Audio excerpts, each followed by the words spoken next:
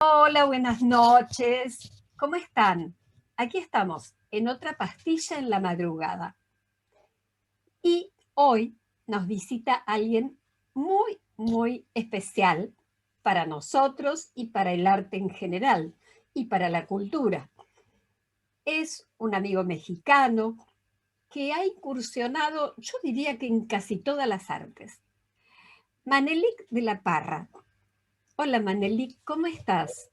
Muy bien, ¿cómo estás tú? Bien, aquí muy bien. Medio tapaboqueado, como decimos en México. ¿Qué quiere decir eso? Con el tapabocas todo el tiempo.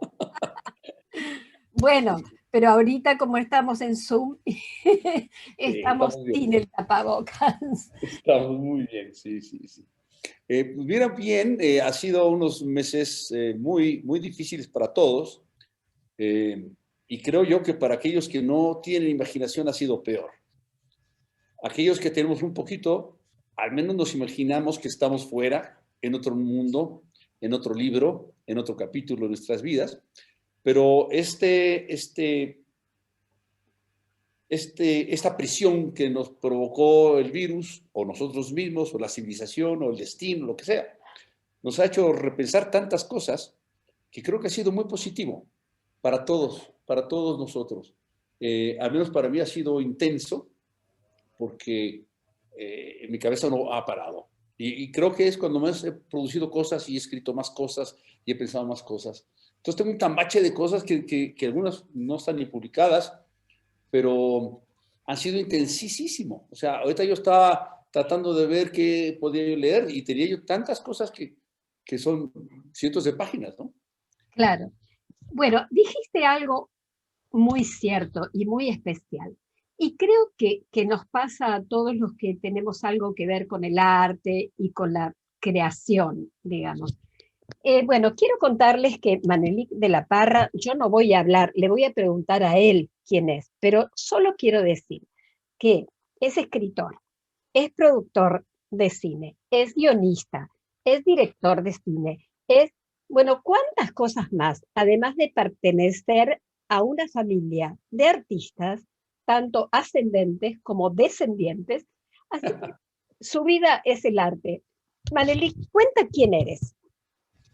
Pues mira, soy un hijo de dos personas que escribieron muchas cosas que en su momento fueron muy importantes en la cultura popular de México, de América Latina también, porque se leyeron en todos lados.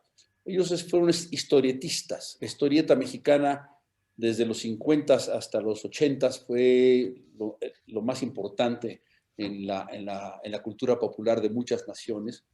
Y en ese mundo imaginario, pues ahí nací.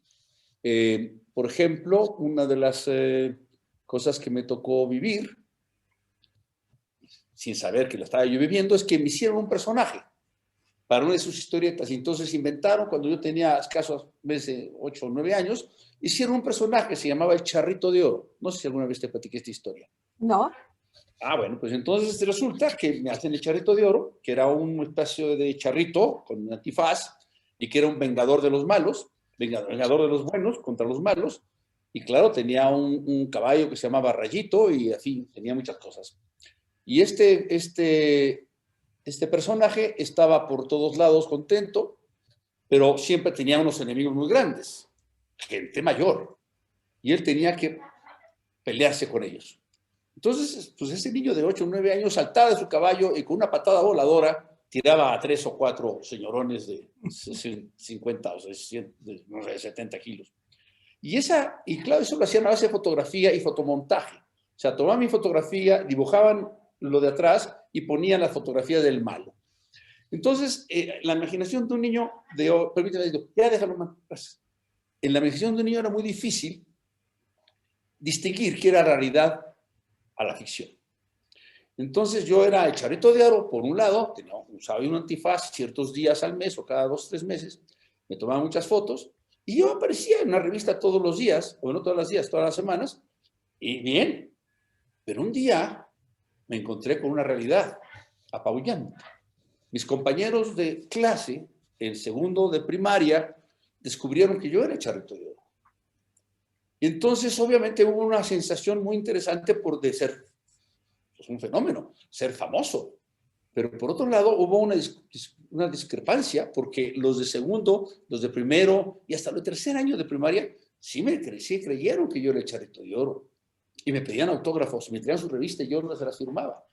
Pero los de cuarto, quinto y sexto me veían con mucha sospecha. ¿Cómo podía ser que este encuencle chiquito, chamaco, podía echar patadas voladoras desde un caballo y tirar a hombres de 180 kilos?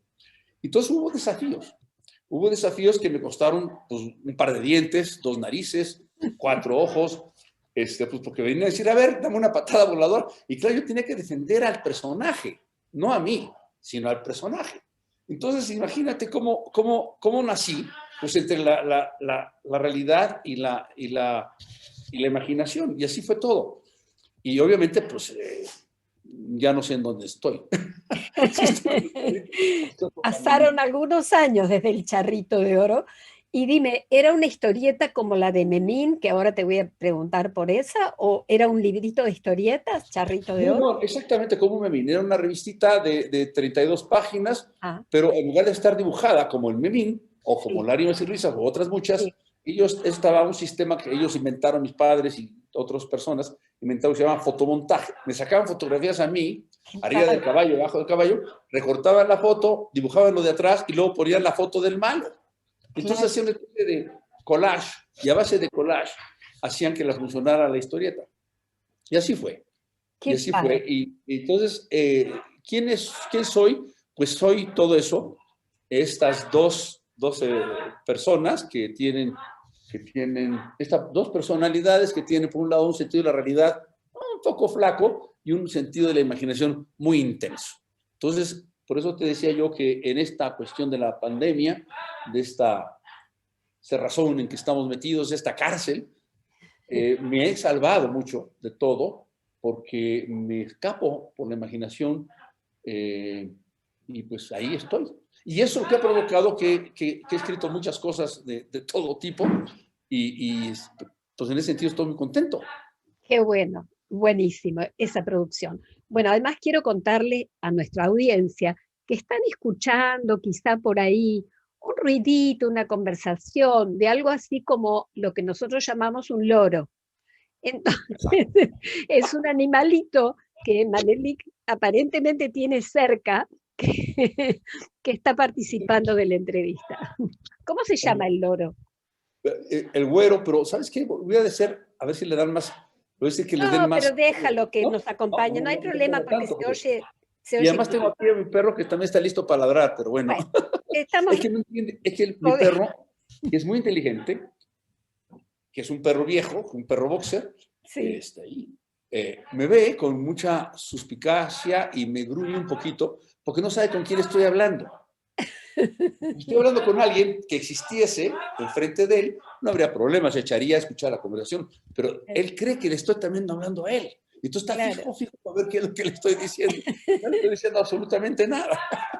Bueno, al ratito le preguntamos algo. Al oro. Sí. Oye, Manelik, bueno, yo quiero que le cuentes a nuestra audiencia esto que tú en tu editorial, porque Manelik además es productor editorial, productor de cine, escritor, como dije antes, pero quiero que le cuentes esta historieta, cómo nació de Memín Pinguín, porque yo siempre pienso que es la Mafalda mexicana, en el sentido de que acompañó a toda una generación durante 40 años. Cuéntanos, Memín Pinguín. Mira, Memín Pinguín es un personaje que nació en 1947, creado por mi madre. Resulta que en 1947 mi mamá ya tenía alguna experiencia escribiendo historieta en muchos lugares.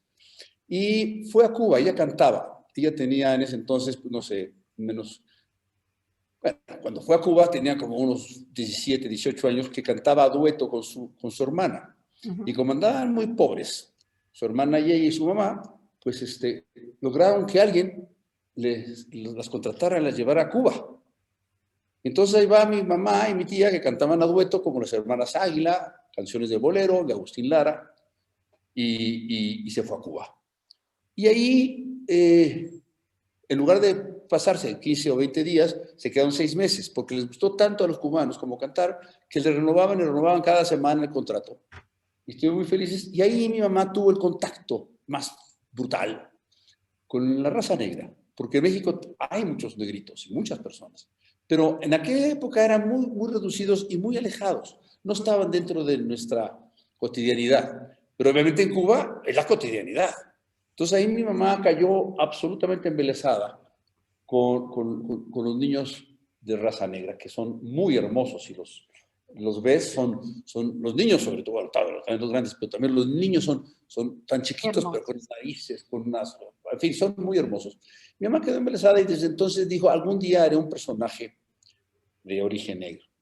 Y después ya con mi papá ya andaban de novios, en fin.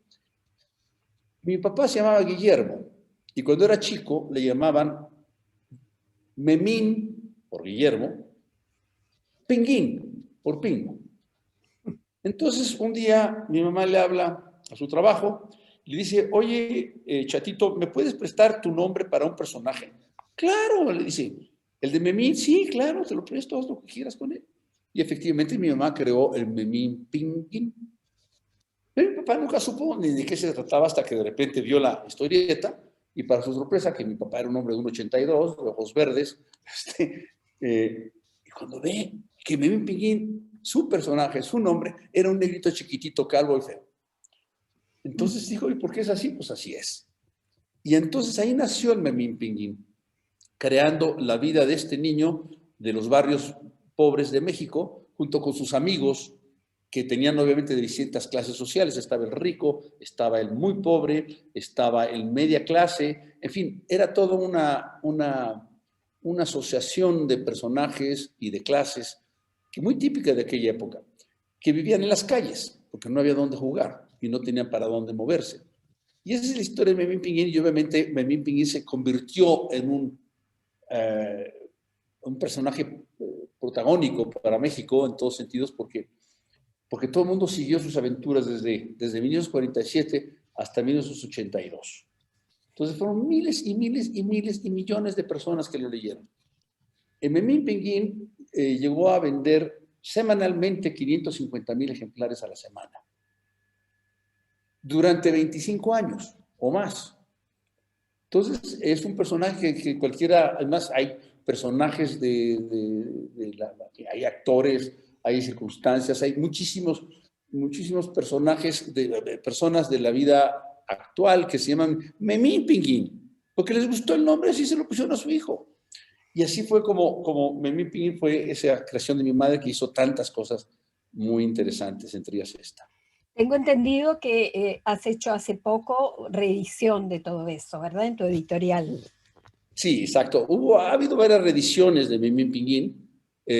Lo que pasa es que inclusive una cosa muy simpática que sucedió, porque también tuvo muchísimo éxito en Centroamérica, Sudamérica, particularmente en Colombia, en Venezuela.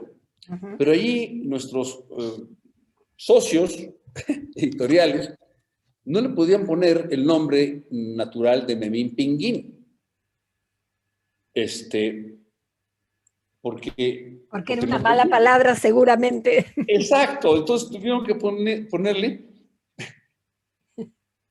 Memín Pingüín, porque entendamos que una pinga allá suena muy feo, aquí no suena nada. Entonces tuvieron que ponerle Memín Pingüín. Entonces siempre había controversia de cómo se llamaba, pues se llamaba Memín Pinguín, Pingo, no fue otra cosa. Y así fue también famoso, muy famoso en Venezuela, Colombia, en fin, Perú, todas esas partes. Genial. Bueno, quiero que nos hables ahora de tu producción literaria. Conozco 2 de tus hermosísimos libros, Los vuelos del deseo, y el otro que conozco es Adorno y sus 2 fantasmas. Cuéntanos del primero, de Los vuelos. Cuéntanos de qué se trata.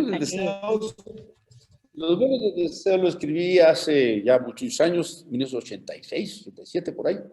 Y lo escribí especialmente, bueno, porque tenía que escribirlo, pero se ocurrió que hubo un concurso de una editorial que entonces existía muy importante, que era Diana, y un periódico también muy importante que también desapareció, que se llama Novedades, que unieron fuerzas para hacer un concurso literario. Entonces, pues yo envié la novela, y resulta que, pues, que quedó en segundo lugar. Entonces eso me permitió, pues, que la publicaran, y tuvo un éxito tremendo, porque en menos de un año tuvo cinco reediciones, y cada una fue primero de 2,000, luego de 5,000, y las últimas 3 o 4 fueron de 10,000. Entonces una novela que en aquel momento, en 1987, se vendieran 50, 60,000 ejemplares, era una barbaridad. Claro. Y así fue, así funcionó.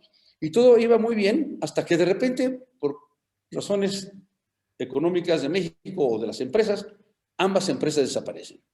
Entonces yo me quedo bailando, pues, pues en la cuerda floja, y que obviamente los ejemplares que se quedaron en las librerías pues fueron desapareciendo. Y yo, por otro lado, yo ya era editor, era el cabeza de la edición de Grupo Editorial Vic, que publicaba todas estas historietas. Yo no quería ser mi propio editor, yo no quería ser mi propio distribuidor, porque me parecía una situación muy desventajosa para todos y muy egocentrista también, y muy estúpida, porque ¿quién se va a poner a aplaudirse a sí mismo? Entonces nunca he sabido manejar esas cosas. Entonces yo nunca más me publiqué hasta muchos años después, en donde dije, bueno, hay que hacer algo porque nadie me está haciendo caso. Entonces hice una edición nueva de Los vuelos de deseo, por así, con la editorial, y también ha sido muy exitosa, pero también perdió su momento porque nadie se acuerda de su éxito y de su premio. Pero también me pasó lo mismo con el cine, porque un poquito después de esto hubo un concurso de guiones de cine, y yo hice un guión de cine que también salió premiado. ¿Cómo se y llama? Cuando fuimos ¿Cómo? ¿Cómo se llama? Se llama Joaquín, La verdadera leyenda de Joaquín Murrieta. Ajá. Joaquín Murrieta es un personaje muy controvertido porque inclusive el gran Pablo Neruda tiene una obra de teatro, no que era, que se llama Joaquín Murrieta, porque los chilenos dicen que Joaquín Murrieta era chileno. Ajá. Aquí sabemos que no, que era un sonorense, punto.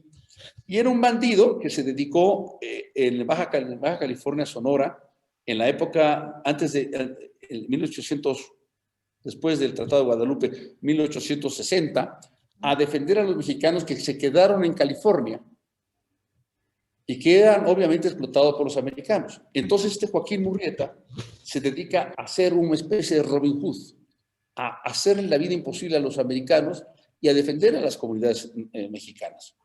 Y obviamente pues fue una leyenda y hubo parte verdad y parte mentira, pero lo que sí es cierto es que existió en la imaginación de México y de los Estados Unidos, de los mexicanos de allá, y fue muy, muy, muy querido. Se hicieron muchas películas. Y fue inclusive cuando vino esta discusión con los chilenos y los mexicanos de dónde era Joaquín Murrieta. La verdad es que nadie sabe dónde nació Joaquín Murrieta, sino en el corazón de los que vivieron cerca de él o que se imaginaron vivir cerca de él.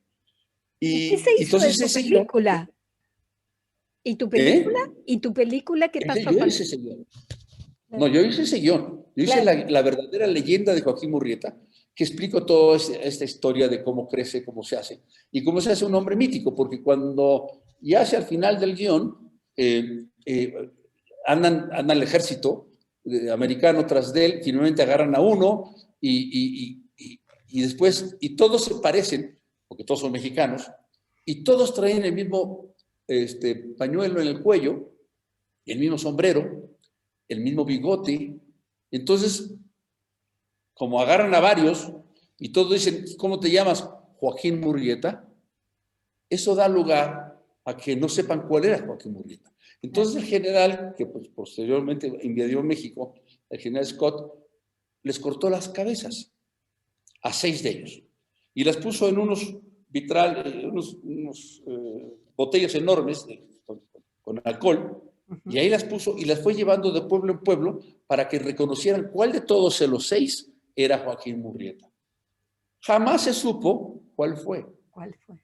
Y lo que sí es cierto es que cuando finalmente hace y que produce cerca de Los Ángeles, en el sur de Los Ángeles, cerca de San Diego, hace una reunión con toda la gente y hizo que vinieran todos los mexicanos a que dijeran quién. Todos llegaron con el mismo paliacate en el cuello, el mismo pañuelo, el mismo sombrero y el mismo mostacho. Entonces, eso quedó claro de que Joaquín Murrieta no era uno, eran todos. Eran todos. Eran todos. Qué padre historia, qué lindo. Esa historia, ese guión, pues también ganó el Premio Nacional de Guiones. Pero hubo un problema, que yo no me enteré sino muy después. Cuando me dan el premio, que me dan las autoridades, la Secretaría de Educación Pública, la Dirección General de Derechos de Autor, no sé, bueno, todas las autoridades que te puedes imaginar, todos los premios, todos los honores, y resulta que me dan, cuando ya me pareció perfecto, un premio es un premio, ya está, no importa el primero, el segundo, etc. Pero de repente mi padre, que me acompañó a la ceremonia, se encuentra con un antiguo compañero de cinematografía, del Instituto Nacional de Cinematografía. Dice, oye, ¿qué tal? Oye, Guillermo, te felicito por tu hija. Qué bueno. Oye, fíjate que te voy a confesar una cosa. ¿Qué? Que tuvimos que darle el segundo lugar. Bueno, pues es que se merecía. No, se merecía el primero. Y de hecho lo anunciamos así y tuvimos que echarnos para atrás. ¿Y por qué? ¿Y por qué entonces le dieron el segundo? Porque uno de los compromisos que hay es que se va a hacer la película. Y el problema que el guión de tu hijo es que es muy bueno, pero tiene muchos caballos. ¿Cómo muchos caballos? Pues sí, claro, es una historia de rural, es una producción de bandoleros, etc.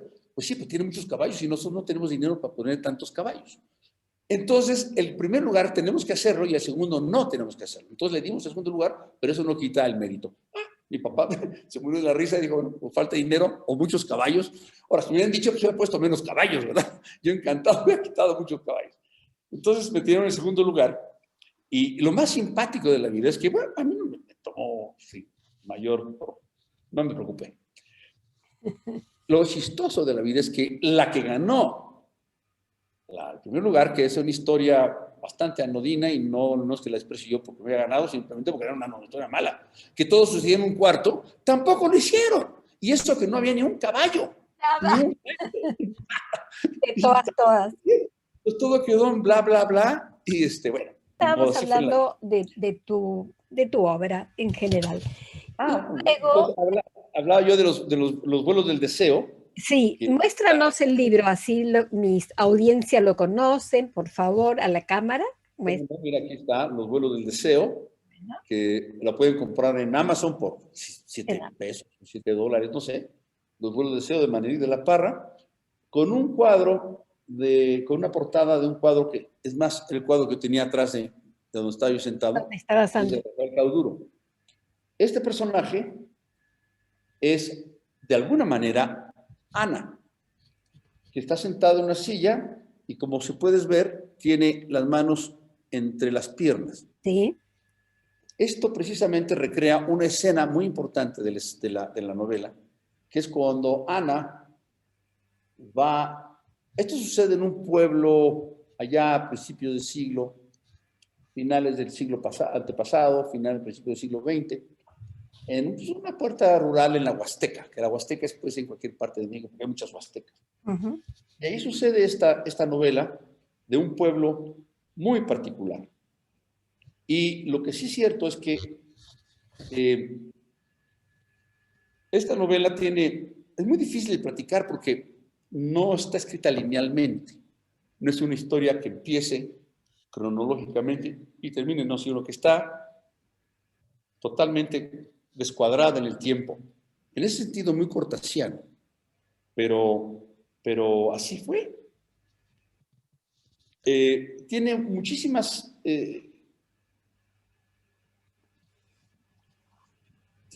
sensualidad, porque precisamente en esta cerrazón cristiana que existía cuando la religión católica era tan cerrada dentro de nuestros pueblos, cuando alguien se liberaba, era obviamente condenado y por supuesto como una inquisición quemado. Pero resulta que pues, los deseos, los amores, las intenciones los deseos de las personas, los jóvenes sobre todo, pues corrompían esta estructura cada rato. Y eso es lo que pasa con Ana, que es esta. La protagonista de tu libro. Una de las protagonistas, porque son dos protagonistas. Una, ella, y Alicia, su hermana. Y cuando vas leyendo, se empiezan a confundir las dos, y una acaba siendo una y la otra no. Entonces, ¿te leo un fragmento? Sí, sí. Y para nuestra audiencia, para que se animen a comprar este libro en Amazon, tiene un prólogo, entiendo, de una escritora muy interesante, ¿verdad? Sí, sí, lo que pasa es que ha cambiado bueno, sí, obviamente el prólogo. El prólogo es de Isabel Allende, la escritora chilena, que precisamente cuando metía a concurso esta novela, estaba en concurso, ella vino a dar una plática sobre la Casa de los Espíritus, y pues yo fui obviamente a la presentación, y éramos, no sé, 200 personas, y estaba sentada platicando como siempre muy amena, yo nunca la había visto en mi vida, y le dije, vinieron las preguntas y respuestas, y entonces yo levanto la mano cuando pude, y me dice, sí, tú. Entonces le hice una pregunta que le causó mucha curiosidad, y le pregunté simple y llanamente, ¿cuánto tiempo escribe usted al día? Entonces soltó la carcajada porque ella escribe no al día, sino por meses. Entonces nada, platicó todo, pero le cayó muy bien mi pregunta. Y cuando salimos, yo me acerqué para que me firmara su novela. Me dice, oye, me interesa mucho tu pregunta, porque fíjate que empezamos a platicar los dos y el director de la editorial, que era el director de Diana, que al final de cuentas después, bueno, ayer me había dado, a los 6 meses me dieron el premio, lo conocía muy bien, me conocía también muy bien porque era del mundo editorial, mi papá, en fin. Entonces me dice, pues, ¿por qué no seguimos platicando y vamos a comer todos? Entonces nos invita el editor de ella, Isabel, y yo a comer. Entonces, yo encantado, vamos a comer. Y ahí platicamos de 1000 cosas y desde entonces somos intensamente amigos.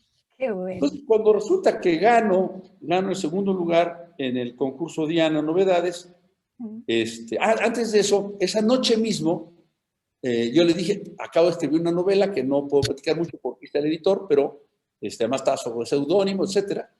Mándamela, por favor, quiero leerla. Entonces, esa misma noche la imprimí o la tenía impresa por alguna manera y se la llevé a su hotel, se la dejé en recepción y ahí quedamos de hablarnos, nos dimos teléfonos, etcétera. No había mails, no había ese tipo de comunicaciones. Pero lo interesante fue que a las 5:30, 6 de la mañana suena el teléfono del día siguiente.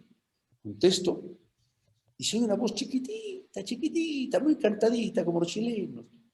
Manelik, soy Isabel. Ay, Isabel, ¿cómo estás? ¿No? Todavía con los llenos de pájaros de la noche y de las... ¿Qué pasó, Isabel? ¿Cómo estás? Es que te hablo porque no voy a poderte hablar después y te quiero nada más decir que no pude dormir hasta que terminé tu novela. Me fascinó, me encantó, necesitamos vernos más pronto. Yo tengo un día atroz, pero pronto te hablo para vernos pronto. Ay, Isabel, qué listo, qué bueno que te gustó. No, es que ahora te hablo por si me ves ojerosa en la televisión o en donde esté, es por tu culpa. Y entonces ahí nació una amistad que todavía llevamos intensamente. Isabel y yo somos muy buenos amigos. Y ella hizo este prólogo, que no es un prólogo, es una carta que ella envió cuando yo presenté la novela. Yo le pedí a ella que presentara la novela, pero dice, no puedo ir, pero te mando una carta. Entonces mando esta carta, que es una carta muy hermosa, muy descriptiva de la novela. Pero conforme pasa el tiempo y se reedita esta novela, pues me parecía lo más perfecto. ¿Sabes? ¿Te acuerdas de la carta que me haces? Sí, claro que sí. Oye, ¿me la prestas para ponerla a modo de prólogo? Sí, con una condición. ¿Cuál? Por eso entonces está esta leyenda antes que empiece el prólogo. La escritora Isabel Allende envió esta carta con motivo de la primera publicación de los vuelos de deseo el 15 de noviembre de 1987. Porque dice, nunca he hecho un prólogo para ninguna novela y tú te imaginas el relajo que te va a armar cuando sepa que te hice a ti un prólogo. Entonces es una carta que se publica y claro, yo la pongo de manera de prólogo porque no dice que es prólogo, es una carta. Entonces, con que diga que es una carta, yo estoy contenta. Porque entonces imagínate la cantidad de gente que viene detrás de mí para que yo haga un prólogo sobre su novela. Imagínate. Bueno, espérate, con la lectura esa yo quiero que hagamos una sorpresa para el final de mi audiencia, porque quiero abordar un par de temas más. Son muchas cosas las que haces, Manelik, entonces no hay tiempo en una pastilla. Vamos a tener que hacer otra. Pero te quiero preguntar sobre el otro libro que escribiste sobre Adorno y sus dos fantasmas, que tiene mucho que ver con Argentina. A ver, vemos su tapa. Mira, aquí hay alguien que todo el mundo debe conocer si supieran quién está atrás de ese gato. Sí, no lo vamos a decir para que les quede no se puede decir. la Ese es el sorpresa. chiste de esta cosa. Pero fíjate lo que es chistoso, que esto me ha llevado... Hay muchas cosas de Argentina en este libro. Muchas. Aunque no pasa nada en Argentina, los personajes son argentinos. Claro, claro. Y eso me ha llevado a dar con su cultura, a conocer a muchos amigos, entre ellos a ti, a otros muchos amigos también de Buenos Aires. Y ahora me pasó una cosa muy chistosa. De repente me llega hace escasos meses una invitación para participar en una cosa que igual todos conocen, que se llama Unidad de Escritura, segunda edición, julio de 2020, o sea, casi no hace mucho. Y se trata de que tú te inscribes, que es gratis, te puede costar €1 o $1, $1, lo que sea, lo que puedas dar. Y te inscribes y te meten en distintos grupos, en un grupo de 10 personas. Y tú nunca sabes quiénes son las otras 10 personas. Me tocó la fortuna de estar con un colombiano, yo un mexicano y las otras 8 personas argentinas, y casi todas de Buenos Aires. Y se trata de ejercer durante cada semana, bajo una consigna, ¿sí?, escribir 3,000 o más palabras. Pero una consigna, te dicen, vamos a hablar sobre los gatos. Entonces tienes que hablar algo sobre los gatos. Entonces, a fin de cuentas, es una especie de demanda personal, porque a fin de cuentas, y claro, pues vas leyendo los demás, en fin. Muy interesante, muy interesante todo esto. Y eso me hizo provocar que hice no nomás las 15 textos, que eran los que se generaron durante estas semanas, sí, sino me seguí. Y ahora tengo cantidad de textos que yo no sé qué hacer con tantos. Es tu próximo libro, por lo que veo. La pandemia, pues, nosotros enviábamos el texto y obviamente íbamos escogiendo el mejor, el mejor, el mejor. Y luego pues ya enviaron todos, el mejor de nosotros lo enviaron a la concurso. Pero éramos casi 4,000 escritores de todos lados del mundo, a menos por supuesto el castellano. Claro. Entonces, ahorita estoy hablando con ellos y son gente muy, muy, muy cálida y tengo una relación con ellos. No los conozco personalmente a ninguno de ellos, pero conozco sus escritos y algunos geniales. Claro. Entonces, esto me ha generado pues muchas escrituras, muchas locuras. Qué bueno. Quiero tocar un tema, mira, las pastillas tienen que durar un tiempo limitado porque mi audiencia, si claro, se cuelga mucho, no llegan al final y yo quiero que lleguen al final con esa pequeña lectura que nos vas a despedir. Pero quiero preguntarte otra cosa de tu vida que a mí me fascina, que es toda esa experiencia que hiciste desde el año 1991, cuando fundaste el Music Festival of the Americas en Stowe, Vermont. Contá a mi audiencia de qué se trató eso y si sigue o cómo es este festival que se realiza todo el festival lo creé hace bastantes años, tuviste la fecha, mejor que yo. Un festival de música clásica en un pueblo del noreste de Estados Unidos que se llama Stowe, en el estado de Vermont. ¿Por qué ahí? Pues porque ahí casualmente me llevó la vida y hice muchos amigos. Y lo que veía yo que era muy intenso, son gente encantadora, pero les faltaba música, les faltaba cosas, les faltaba cultura en ese sentido. Tenía otro tipo de cultura, pero no esa. Y mi afición por la música clásica es desde niño. Bueno, por la música en general. y entonces se me ocurrió organizar un festival de música clásica.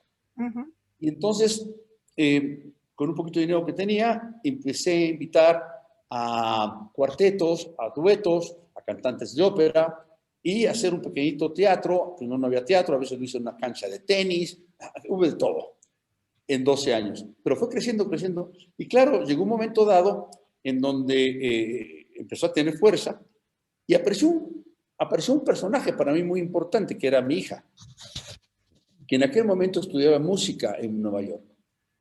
Ella estudiaba piano, pero quería ser director de orquesta. Entonces, ella hizo en Nueva York una pequeña orquestita que se llamó Orquesta de las Américas. Y eran puros compañeros de escuela. Y dio varias presentaciones, y tuvo mucho apoyo. Y claro, aprendía. Entonces, obviamente, qué mejor que viniera mi hija con una orquesta un día del festival. Entonces llegaban los muchachos, todos eran casi gratis, y los casi no, porque fueron a Vermont ya salían contentos, los atendíamos muy bien, los colocábamos en los hoteles de nuestros amigos que nos daban cuartos, les dábamos comida en restaurantes donde nos daban comida, y así funcionó. Y claro, esto fue creciendo, y ella también, de tal suerte que ella se convirtió en la directora musical del festival. Pues porque obviamente pues, me rebasaba en muchas cosas a mí, y yo tenía que organizar más la cuestión logística.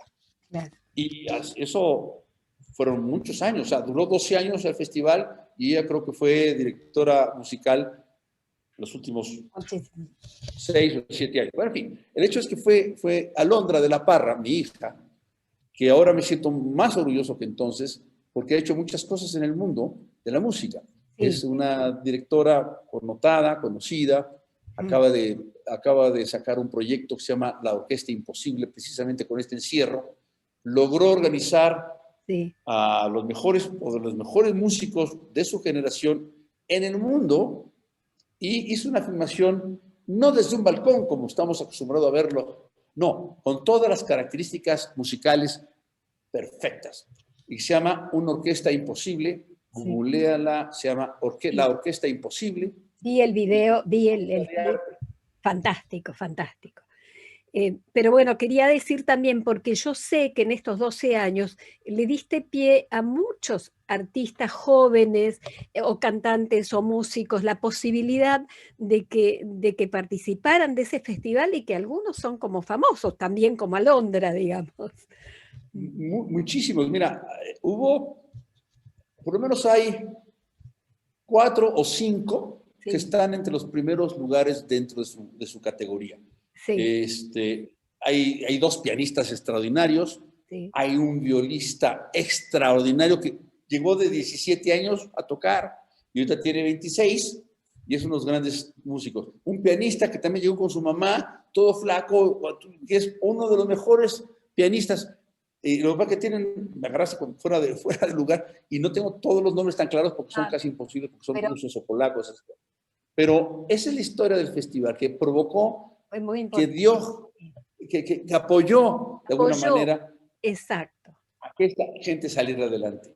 Eso que en esta época es tan necesario, un mecenas así que dé pie a los jóvenes que se dediquen al arte.